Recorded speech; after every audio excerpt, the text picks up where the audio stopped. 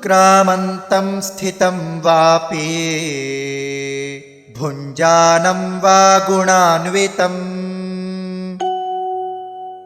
विमूढानानुपश्यन्ति पश्यन्ति ज्ञानचक्षुषः।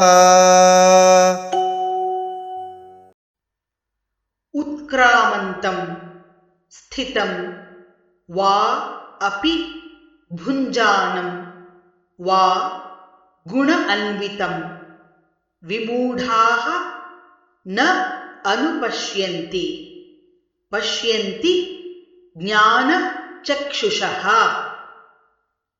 उत्क्रामन्तं स्थितं वापि भुञ्जानं वा गुणान्वितं विमूढानानुपश्यन्ति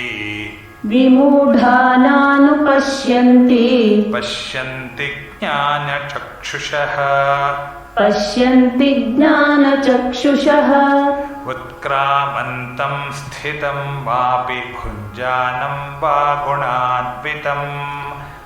उत्क्रामन्तं स्थितं वापि भुञ्जानं वा गुणान्वितं विमूढानानुपश्यन्ति पश्यन्ति ज्ञानचक्षुषः।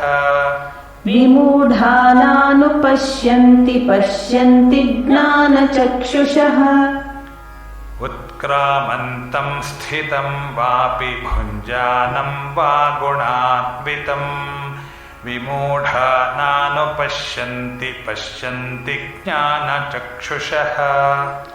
उत्क्रामन्तं स्थितं वापि भुञ्जानं वा गुणान्वितं विमूढानानुपश्यन्ति पश्यन्ति ज्ञानचक्षुषः।